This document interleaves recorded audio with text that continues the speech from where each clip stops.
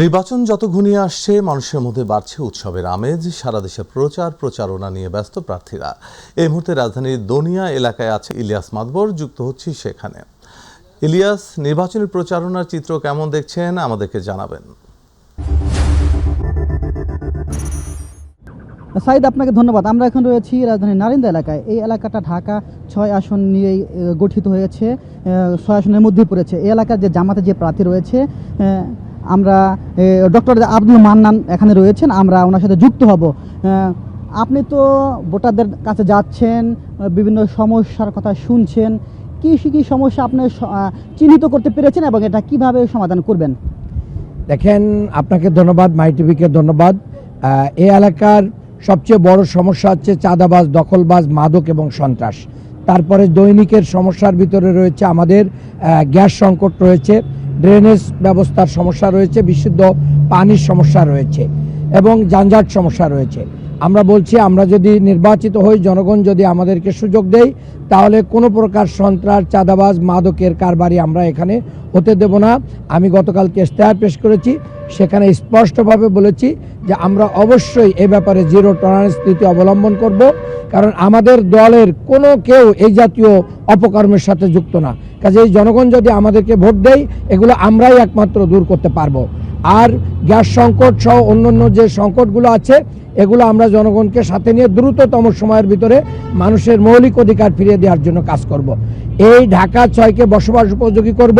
বুড়িগঙ্গা আমরা দখলমুক্ত এবং দূষণমুক্ত করব এবং বিশেষ করে মাঠ ঘাট, খেলার মাঠ, পার্ক এগুলোকে আমরা দখলমুক্ত করে জনগণের জন্য, ছাত্রছাত্রীদের জন্য মুক্ত করে দেবো ইনশাআল্লাহ। এই এলাকার মানুষ দীর্ঘদিন উন্নয়ন বঞ্চিত, এলাকার মানুষ চিকিৎসা সেবা থেকে বঞ্চিত। আমরা বলছি আধুনিক মানের একটি হাসপাতাল আমরা নির্মাণ করব। তার আগে হেলথ সেন্টারগুলোকে আমরা উপায় উপকরণ দিয়ে সেবার উপযোগী করে গড়ে তুলব। এর মাধ্যম দিয়ে আমরা বলতে চাই, মৌলিক অধিকার প্রতিষ্ঠায় আমরা কাজ করব। একইভাবে এলাকায় অনেক অমুসলিম ভোটার রয়েছে, আমরা বলছি যে সম্প্রীতির বাংলাদেশ গড়ব। এখানে কোনো কেউ সংখ্যালঘু নাই, এখানে আমরা সবাই এলাকার বাসিন্দা। তাদের ধর্মীয় অধিকার, মানবিক অধিকারের ব্যাপারে তাদেরকে আমরা সর্বোচ্চ নিরাপত্তা এবং সুযোগ সুবিধা দেওয়ার চেষ্টা করব ইনশাআল্লাহ। এলাকা তো অনেক প্রার্থী রয়েছে, ভোটাররা আপনাকে কেন ভোট দেবেন এ বিষয়ে একটু বলবেন। অনেক প্রার্থীর ভিতরে এক নাম্বার কথা হচ্ছে যে আমার দল এবং দলের কর্মীরা যারা আছে তারা চাঁদাবাজি, ছিনতাই, রাহাজানি, দখল, তারপরে মাদক ব্যবসা থেকে শুরু করে নিয়ে এগুলোর সাথে সম্পৃক্ত নেই। আমরা এবং আমাদের দল কোনো প্রকার দুর্নীতির সাথে আমাদের কোনো সম্পর্ক নেই। আমাদের এলাকা বাণিজ্য নির্ভর এরিয়া, মানুষ চাঁদাবাজদের থেকে মুক্তি চায়, মুক্তির জন্য ওয়েট করতেছে। এই 54 বছর মানুষ বিভিন্ন দলকে দেখেছিল, এখন তারা বলছে আমরা নৌকা দেখেছি, ধানের শীষ দেখেছি, লাঙ্গল দেখেছি, এখন দাঁড়িপাল্লা দেখতে চাই। তার মূল কারণ হচ্ছে যে আমরা বাংলাদেশের যে স্বাধীনতা, সার্বভৌমত্ব রক্ষার অতন্দ্র পরিহারী ছিলাম। আমাদের নেতৃবৃন্দ জেলখানায় গিয়েছেন কিন্তু আপোষ করেন নাই, দেশ থেকে পালিয়ে যান নাই। বাংলাদেশই আমাদের ঠিকানা, যার কারণে মানুষ আমাদের পরে আস্থা পায়, এই জন্য আমাদেরকে ভোট দিবে। অন্যদিকে অনেকে বলছেন আমার শিক্ষাগত যোগ্যতা, আমি ঢাকা বিশ্ববিদ্যালয় থেকে পিএইচডি করেছি, আমি বিশ্ববিদ্যালয়ের শিক্ষকতা করি, এগুলোকেও মানুষ আমলে নিচ্ছে এবং বলছে যে না, পুরান ঢাকায় এরকম একজন শিক্ষিত মানুষের প্রয়োজন রয়েছে। আর অপরদিকে আমাদের বন্ধুদের ভিতরে যারা ছিলেন, বিশেষ করে ইঞ্জিনিয়ার ইশরাক, সে সিটি কর্পোরেশন তালা দিয়ে 40 দিন নগর জীবনকে বিপর্যস্ত করেছিল।